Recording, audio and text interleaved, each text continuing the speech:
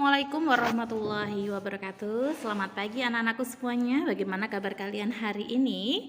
Ustazah Diken hari ini akan memberikan materi kepada kalian tema 3, subtema 1, penemu yang mengubah dunia untuk muatan pelajaran bahasa Indonesia, IPA dan PPKN. Untuk yang pertama kita akan belajar muatan pelajaran bahasa Indonesia, yaitu mengidentifikasi informasi penting dari teks eksplanasi. Teks eksplanasi merupakan teks yang berisi informasi tentang suatu hal atau fenomena yang terjadi di masyarakat, misalnya tentang budaya, gejala alam, dan proses terjadinya sesuatu. Seperti teks pada umumnya, kita dapat menemukan topik permasalahan dan simpulan dari teks eksplanasi. Topik permasalahan dapat ditemukan pada kalimat utama dalam setiap paragraf. Selain itu, kita juga dapat membuat simpulan dari sebuah teks eksplanasi. Kita dapat menuliskan simpulan dari sebuah teks eksplanasi dengan membaca keseluruhan isi teks. Menjelaskan informasi berdasarkan struktur teks eksplanasi. Teks eksplanasi bertujuan memberikan penjelasan kepada pembaca mengenai proses terjadinya sesuatu. Struktur teks eksplanasi ada 3. Yang pertama, pernyataan umum atau pembukaan. Yang kedua, deretan penjelas atau isi. Yang ketiga, penutup atau simpulan. Ciri-ciri teks eksplanasi itu ada 5. 1. Informasi yang dimuat berdasarkan fakta atau faktual. 2. Hal yang dibahas yaitu suatu fenomena yang bersifat keilmuan atau berhubungan dengan ilmu pengetahuan. 3. Sifatnya informatif dan tidak berusaha mempengaruhi pembaca untuk percaya terhadap hal yang dibahas. 4. Menggunakan kata penanda urutan. Dan yang terakhir, fokus pada hal umum atau generik, bukan partisipan manusia. Contoh, tsunami, banjir, gempa bumi, hujan, dan lainnya. Di sini Ustazah Niken memberikan satu contoh paragraf tentang bacaan James Watt, sang penemu mesin uap. Dapat kalian buka di buku Bubena kalian halaman 157. Di sini ada 3 paragraf tentang bacaan James Watt, sang penemu mesin uap. Di paragraf pertama ini adalah pembuka, lalu paragraf kedua ini adalah penjelas atau isi, lalu paragraf ketiga ini adalah simpulan. Jadi setiap paragraf itu harus mencakup tentang pembuka, isi, dan juga simpulan. Selanjutnya kita masuk ke mata pelajaran IPA. Di muatan pelajaran IPA kali ini kita akan belajar tentang rangkaian listrik.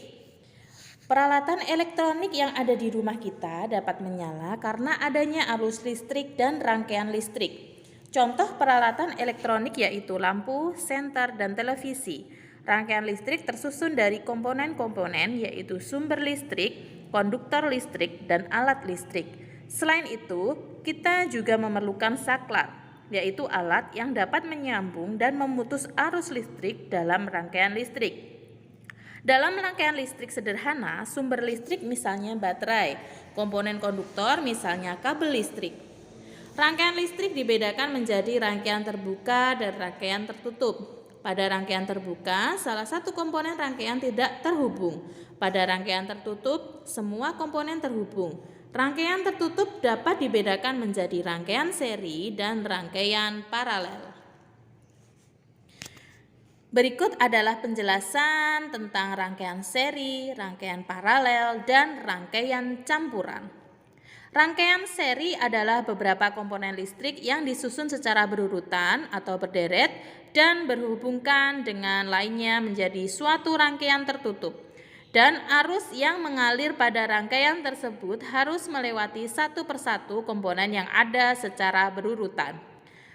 Selanjutnya rangkaian paralel. Rangkaian paralel adalah beberapa komponen listrik yang tersusun secara sejajar atau berjajar, dan tiap-tiap komponen terhubung langsung ke sumber listrik membentuk cabang pada rangkaian sehingga membentuk satu atau lebih rangkaian tertutup. Dan yang terakhir adalah rangkaian campuran atau rangkaian gabungan dari seri dan paralel. Itu adalah suatu rangkaian yang di dalamnya terdapat komponen-komponen listrik yang tersusun secara seri dan komponen yang tersusun secara paralel. Selanjutnya kita masuk ke muatan pelajaran PPKN, yaitu tentang hak di rumah, sekolah, dan masyarakat. Nah, apa saja sih hak kalian di rumah, di sekolah, dan di masyarakat? Masih ingatkah kamu apa itu hak? Ya, betul sekali. Hak adalah suatu yang harus diperoleh setiap orang sejak lahir. Nah, di sini Ustazah Niken memberi beberapa contoh untuk hak di rumah, hak di sekolah, dan hak di masyarakat. Kita mulai dari hak di rumah dulu. Hak apa saja yang harus kalian peroleh di rumah? Yang pertama, kalian memperoleh makanan-makanan yang bergizi. Selain itu, kalian juga harus memperoleh kasih sayang dari kedua orang tua kalian. Lalu yang ketiga, nyaman saat belajar di rumah. Itu adalah hak kalian di rumah. Selanjutnya, hak di sekolah. Itu kalian berhak memperoleh pengajaran dari guru. Lalu yang kedua, bermain saat jam istirahat. Terus yang ketiga, belajar dengan nyaman di sekolah. Selanjutnya, hak yang kalian dapat di masyarakat. Itu yang pertama adalah bermain di lingkungan yang bersih. Yang kedua, ikut serta dalam kerja bakti. Dan yang terakhir adalah memperoleh rasa aman saat kalian bermain. Nah, sekarang kita akan belajar tentang penggunaan hak yang bertanggung jawab. Tahukah kamu konsep dan penerapan pembangkit tenaga listrik beserta pendistribusiannya ke rumah merupakan ide dari Thomas Alva Edison? Pendistribusian listrik dari pembangkit listrik sampai ke rumah memerlukan perjalanan panjang dan biaya tidak sedikit. Selain itu, listrik yang kita gunakan sehari-hari umumnya berasal dari sumber daya alam yang tidak dapat diperbaharui. Oleh karena itu, kita harus bertanggung jawab terhadap penggunaan hak kita dalam memanfaatkan listrik di rumah. Nah, berikut contoh-contoh penggunaan hak yang bertanggung jawab beserta manfaatnya. Sekarang penggunaan hak dan yang bertanggung jawab saat kalian di rumah. Yang pertama adalah bermain dengan nyaman, lalu merapikan mainan selesai bermain. Hal itu dilakukan agar mainan tidak cepat rusak. Selanjutnya, menonton film kesukaan di televisi dengan jarak yang benar dan tidak terlalu malam. Hal itu dilakukan agar mata tidak rusak dan tidak bangun kesiangan. Selanjutnya, yang ketiga, makan makanan sehat dan bergizi, lalu mencuci piring kotor yang telah digunakan. Hal itu dilakukan agar rumah tidak berantakan dan tidak menimbulkan bau tidak sedap. Sekarang penggunaan hak yang bertanggung jawab di sekolah. Yang pertama adalah mendapat pengajaran dengan mendengarkan penjelasan guru. Hal itu dilakukan agar dapat memahami ilmu yang diajarkan. Selanjutnya, bermain saat jam istirahat tanpa menimbulkan kegaduhan. Hal itu dilakukan agar situasi sekolah tetap kondusif.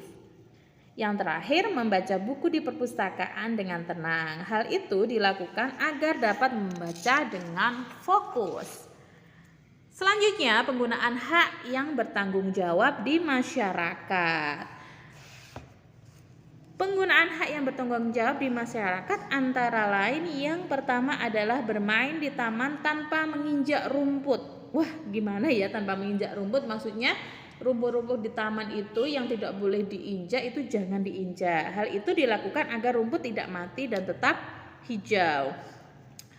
Selanjutnya, diperbolehkan ikut kerja bakti sesuai kemampuan. Hal itu dilakukan agar pekerjaan yang dikerjakan dapat diselesaikan dengan baik. Yang terakhir, bermain sepeda tidak di jalan raya. Hal itu dilakukan agar selamat dan tidak terluka. Oke, untuk materi hari ini cukup ini saja. Dan nanti untuk tugasnya akan Ustazah Niken upload di Google Classroom. Silahkan dikerjakan, tetapi jangan lupa video ini dilihat dulu dari awal sampai akhir. Untuk hari ini Ustazah sampai sini saja ya. Wassalamualaikum warahmatullahi wabarakatuh. Sampai ketemu di video selanjutnya. Dadah.